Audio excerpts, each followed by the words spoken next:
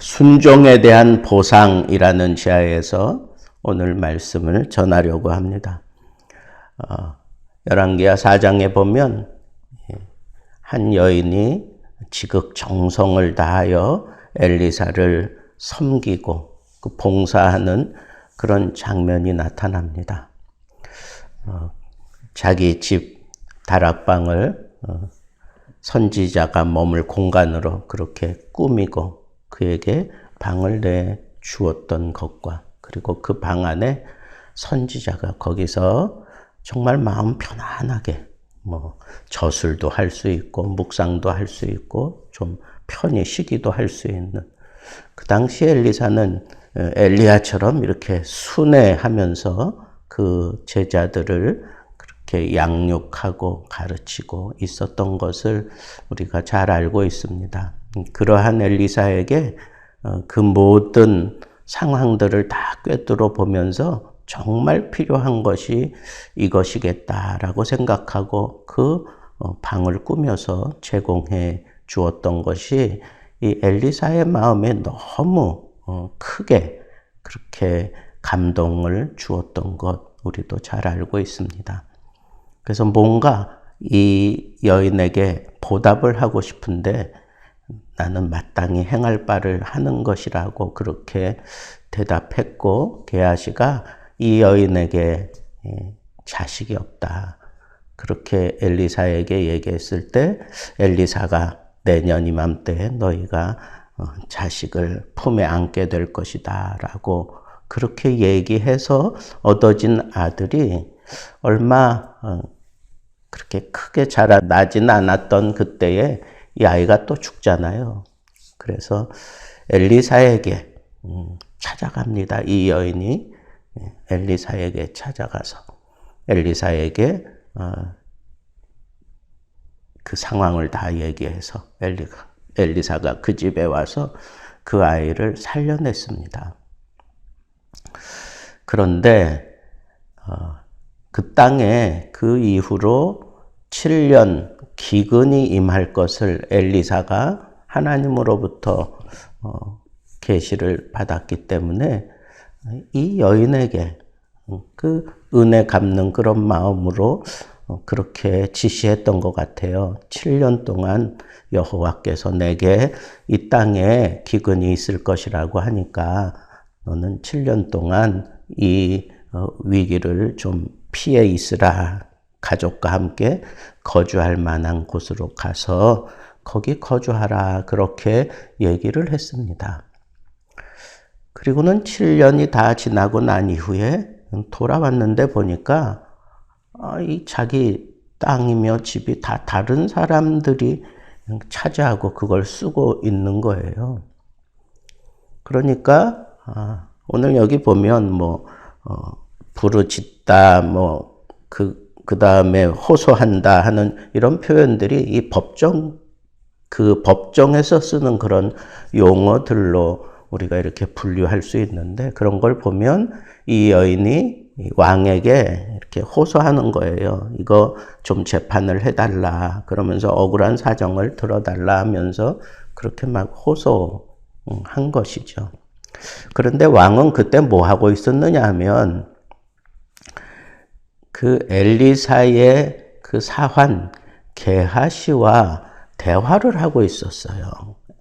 그러니까 왕이 엘리사에 대한 그런 그 사모하는 마음도 있고, 또 그 엘리사가 두루두루 굉장한 일들을 많이 행한 것에 대한 그런 그 사모함, 그리고 그것에 대한 어떤 그 동경하는 그런 마음들이 있었겠지요. 그래서 게하시와 엘리사에 대해서 이런저런 얘기하고 있었어요. 그런데 마침 그 엘리사가 여인의 아들을 살려낸 그런 얘기를 하고 있을 그때에 이 여인이 왕에게 호소하러 들어온 겁니다.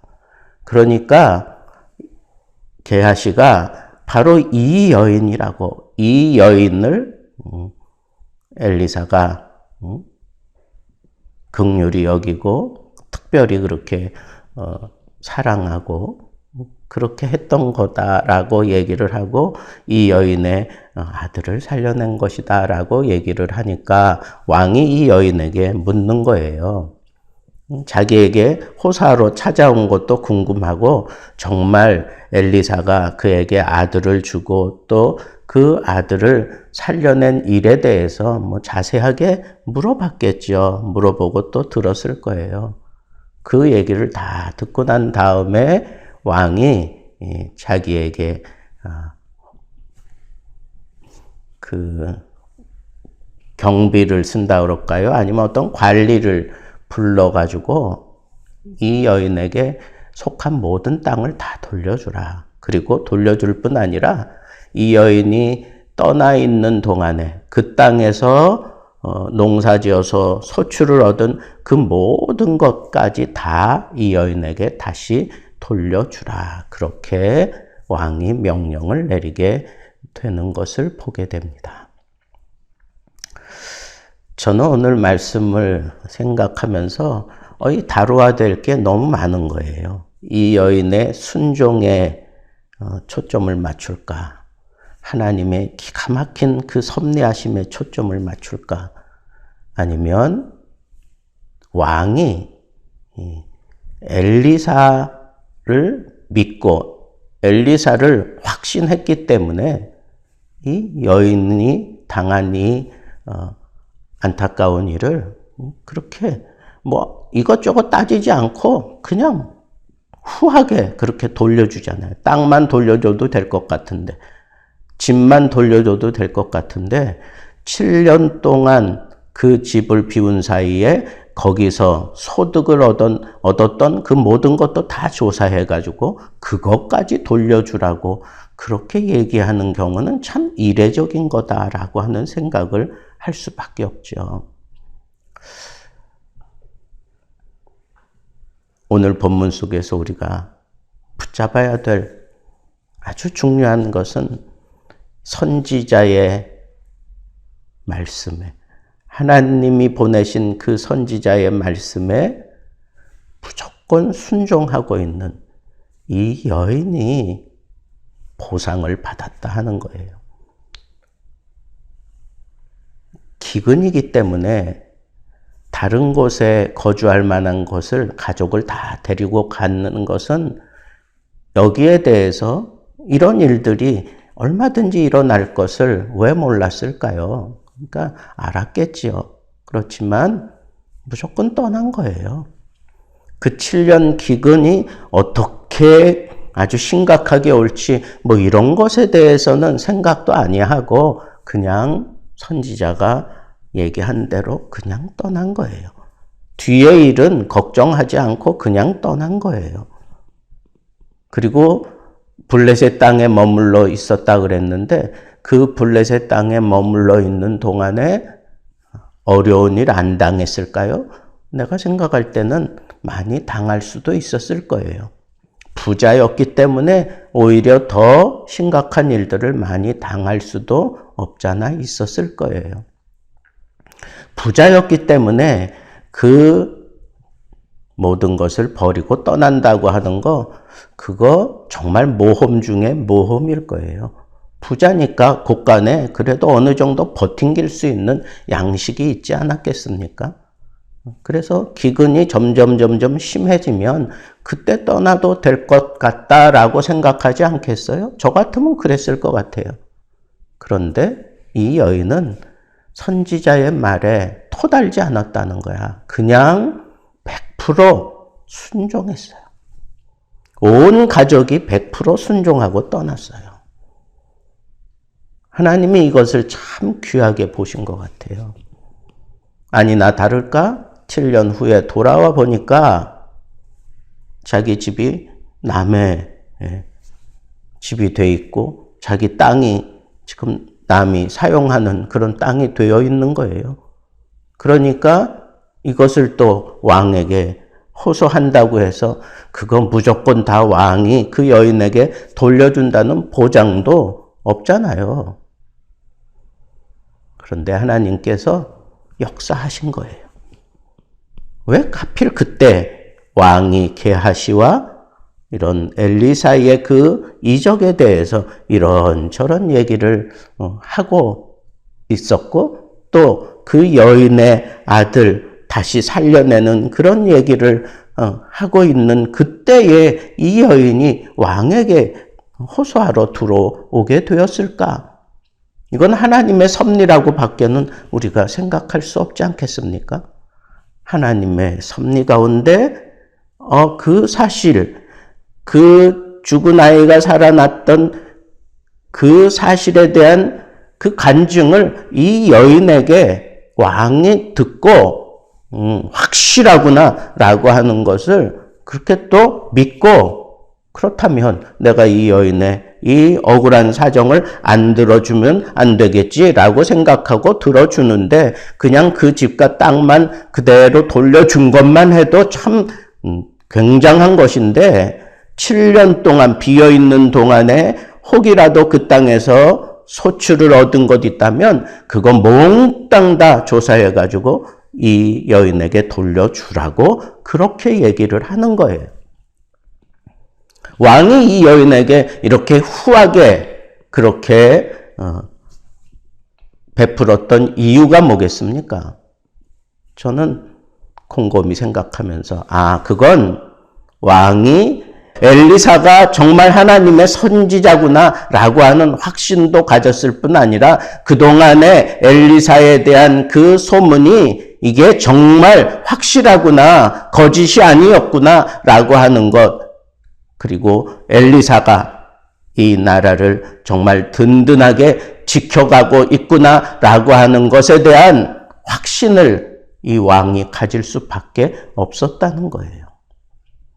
엘리사 때문에 이 여인에게 하나님이 이 억울한 상황을 바꾸어 오히려 떠나 있는 동안에 그 땅에서 소출되어진 그 땅에서 얻었던 그 모든 이득, 실제적으로는 이 여인이 한 게 없어요. 7년 동안 아무것도 한 게 없잖아요. 그 땅에서. 근데 그 땅에서 얻어진 모든 것을 이 여인에게 하나님이 다 챙겨주시는 것. 그건 누구 때문이에요? 엘리사 때문이에요.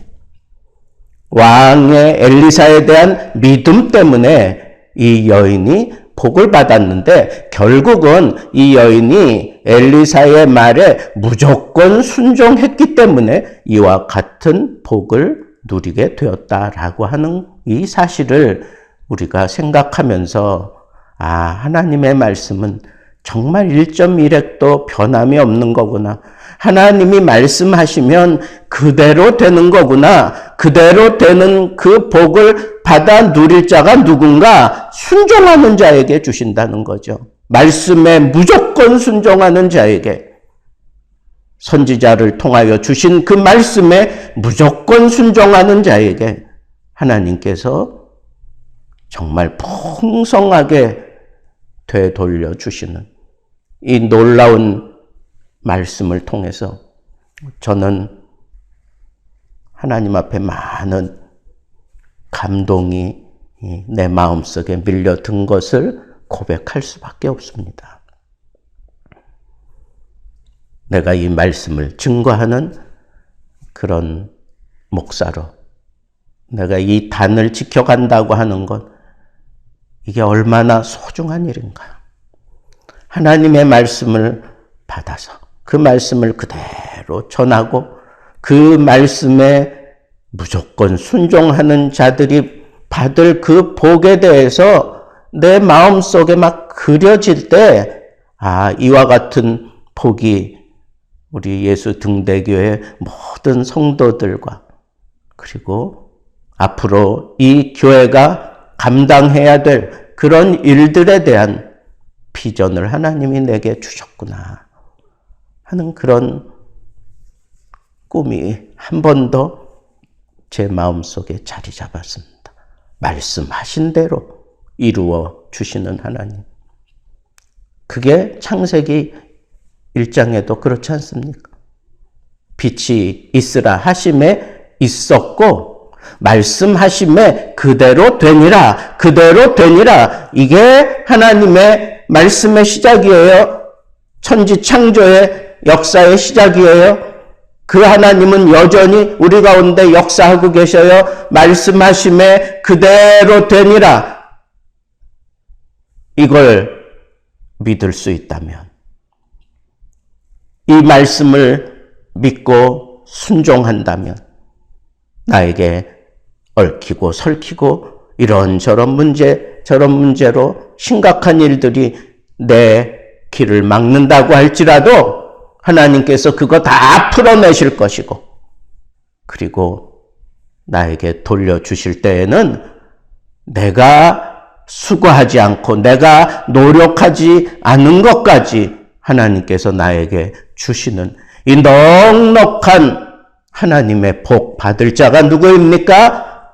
말씀을 믿고 선지자의 말을 따르고 그 말씀이 그대로 이루어질 것에 대해 무조건 순종하는 자가 이와 같은 풍성한 복을 받는다고 하는 이 믿음 가지고, 하나님이 나에게 말씀하셨다, 지금도 내게 말씀하신다 라고 그렇게 들려지는 말씀 붙들고 오늘 하루도 승리하시고 남은 인생 이 여인처럼 풍성한 복을 받아 누리게 되기를 우리 주님의 이름으로 축복합니다.